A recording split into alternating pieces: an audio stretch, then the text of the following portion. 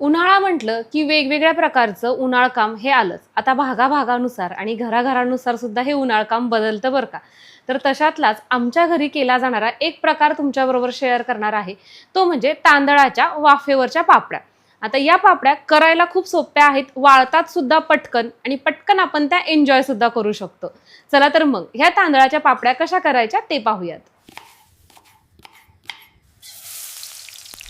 पापड्या करण्यासाठी तांदळाचं काही प्रमाण वगैरे नाहीये. तुम्हाला जेवढे तांदूळ हवे तेवढे तुम्ही इथं भिजू घालायचे. इथे मी साधारण 1 वाटी तांदूळ 1.5 दिवसांसाठी भिजत ठेवला होता. आता 1.5 दिवस म्हणजे किती? तर काल सकाळ सकाळ मी हे तांदूळ भिजत ठेवले होते आणि आज दुपारी साधारण 1 ते 1.5चा सुमार झालेला आहे आणि यावेळेस मी या पापड्या करायला घेतलेल्या आहेत. सकाळी एकदा मी यातलं पाणी बदललं होतं आणि आता परत एकदा हे तांदूळ आपल्याला स्वच्छ धुवून घ्यायचे. आता हे तांदूळ आपल्याला अशा पद्धतीनं निथळायला ठेवायचे एक 10 मिनिटासाठी. 10 मिनिटांनंतर हा तांदूळ आपण एका सुती कपड्यावरती काढून घेत आहोत आणि आपल्याला हा पसरवून घ्यायचा आहे. ज्या पद्धतीनं आपण अनारशाचं पीठ करतो ना, तशा पद्धतीनं आपल्याला याचं पीठ करायचं आहे. त्यामुळे हा जो तांदूळ आहे ना, तो आता आपण कोरडा करून घेणार आहे. तर इथे आपले तांदूळ अशा पद्धतीनं कोरडे झालेले आहेत. खूपही जास्त कोरडे फट्ट याला आपल्याला करायचे नाहीये. आपण गर्भओलं म्हणतो ना, तशा पद्धतीचे हे तांदूळ ठेवायचे. आता आपण मिक्सरला फिरवणार आहोत. एका वेळेस जेवढे बसतील तेवढे टाकून घेते.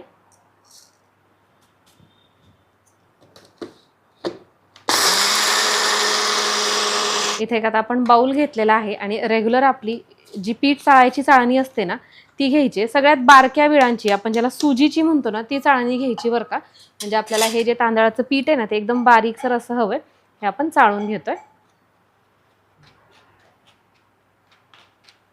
हे तांदळाचं पीठ चाळल्यानंतर असं रवाळ तांदूळ थोडेसे वरती राहिलेले आहेत. हे तांदूळ आपल्याला आपल्या ह्या पुढच्या बॅचमध्ये टाकून घ्यायचे आणि आता परत एकदा याला आपण फिरवून घेतोय.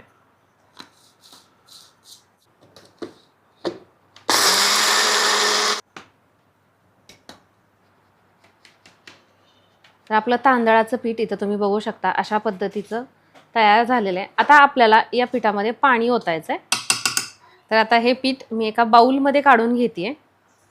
आता इथं काय केलंय, नॉर्मल आपलं पाणी घेतलेलं आहे आणि अशा पद्धतीनं हे पीठ आपल्याला म्हणजे मळायचं नाहीये, थोडंसं पातळसर अशा पद्धतीचंच ह्याचं मिश्रण किंवा बॅटर तयार करायचंय. गाठी काही याच्या होत नाहीत. हे अशा पद्धतीचं आपण करून घेतलेलं आहे. ही फायनल कन्सिस्टन्सी नाहीये, ही बेसिक आहे. आपल्याला हे अशा पद्धतीचं बॅटर करून घ्यायचंय आणि नंतर आपल्याला ज्या पद्धतीनं लागेल त्या पद्धतीनं आपण ह्यातलं मिश्रण बाजूला काढून घेणार आहोत. आता इथं मी एक दुसरा बाउल घेतलेला आहे. पुढापासून हे मिश्रण हलवायचंय आणि याच्यामध्ये हे थोडंसं पीठ टाकून घेतोय आपण. आता याच्यामध्ये परत थोडंसं पाणी टाकून घेतोय. खूप जास्तही पाणी टाकायचं नाहीये, बेताबेतानं टाकायचं आहे. याची कन्सिस्टन्सी कशी असली पाहिजे हे मी तुम्हाला अगदी थोड्याच वेळात दाखवते. सध्या LPG गॅसची तर कशी बोंब आहे प्रत्येकालाच माहिती आहे आणि प्रत्येकाला चुलीवर करणं शक्य नाहीये. तर त्याच्यासाठीच माझ्याकडे इथे आहे Agaro Regency multicook kettle with steamer. याच्यामध्ये आज आपण ह्या पापड्या करणार आहोत. तर त्यासाठी सगळ्यात अगोदर पाणी गरम होण्यासाठी ठेवायचं आहे. याची लिंक डिस्क्रिप्शन बॉक्समध्ये आहे, तुम्हाला हवं असेल तर चेक करू शकता. याच्यावरती आहे ना हे अशा पद्धतीचं स्टीमर मिळतं, तर त्याचा मला इथं फायदा होतोय आणि हे रॅक ठेवून घेते जेणेकरून ही जी प्लेट आहे ना ती मला अशी वरचीवर उचलता येईल आणि ठेवता येईल. त्याला उकळी येते पाण्याला, तोपर्यंत आपलं हे जे तयार केलेलं बॅटर आहे ना याच्यामध्ये आपण चवीनुसार मीठ टाकून घेऊयात. खूप जास्त टाकायचं नाहीये, उन्हाळ कामात नेहमी थोडंसं कमीच मीठ टाकायचं. आणि त्याच्यानंतर इथे खसखस टाकून घेतोय, थोडीशी हलवून घेऊयात. पाण्याला उकळी आलेली आहे. आता आपल्याला काय करायचंय, ज्या ज्या वेळेस आपण यातलं हे मिश्रण घेऊ ना त्या वेळेस आपल्याला हे अशा पद्धतीनं बुडापासून ढवळून घ्यायचंय. प्लेटमध्ये टाकून घेतलं आणि हे असं पसरवून घ्यायचं अशा पद्धतीनं. आणि आता ठेवून घेऊया, झाकायचं.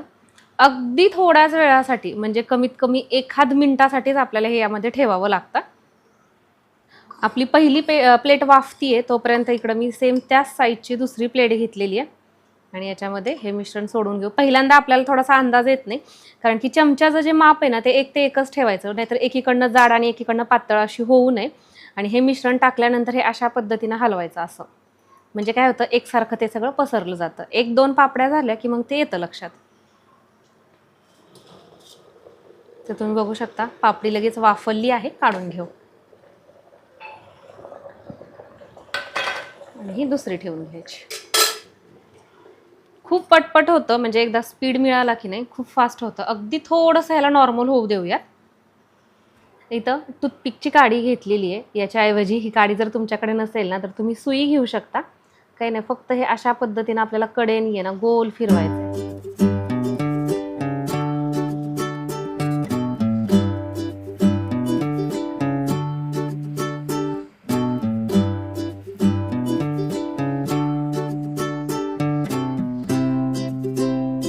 आता हे आपल्याला सुकायला ठेवायचे.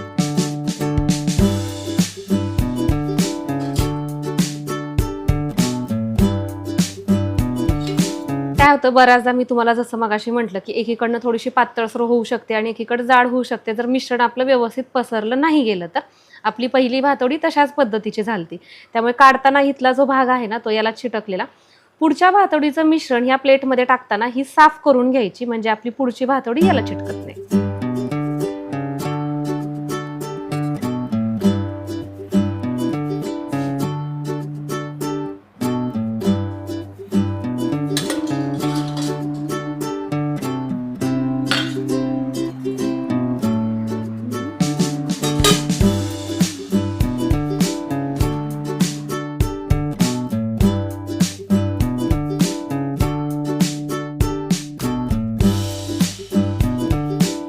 पापड्या मी 2 रंगामध्ये केलेल्या आहेत, एक तर पांढरा आणि दुसरा पिवळा. तुम्हाला हवं असेल तर तुम्ही तुमच्या आवडीचा रंग याच्यामध्ये टाकू शकता किंवा सगळ्या पांढऱ्या पापड्या तयार केल्या तरीही चालतील. आता आपण या फॅन खाली सुकवून घेणार आहोत आणि उद्याच्याला साधारण 1 ते 2 तासाचं याला ऊन देऊयात. आपल्या पापड्या वाळलेल्यात आणि तळण्यासाठी तयार झालेल्या आहेत. इथं तुम्ही बघू शकता अगदी काचेसारख्या पारदर्शक या तयार होतात. मी 2 रंगामध्ये केलेला आहे, पांढरा आणि पिवळा. तुम्हाला ज्या रंगामध्ये हव्यात ना त्या तुम्ही करू शकता. आणि तुम्हाला सांगू का, ज्या दिवशी केलत्या ना त्या दिवशी सावलीत म्हणजेच फॅन खाली सुकवायच्या आणि दुसऱ्या दिवशी अगदी फक्त 1 ते 2 तासाचं याला ऊन पुरेसं असतं. पापड्या तळण्यासाठी तेल गरम झालेलं आहे आणि आता आपण ही तळून घेतोय.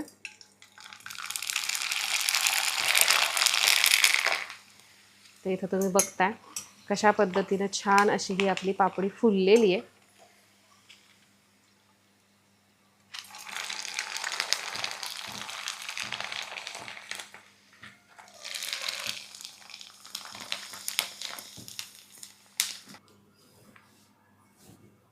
ही आपण तळलेली पापडी आहे आणि ही आपली कच्ची पापडी. तर याच्यामधला फरक बघू शकता, अगदी दुप्पट ते तिप्पट ही पापडी फुललेली आहे आणि खाताना सुद्धा तशाच पद्धतीची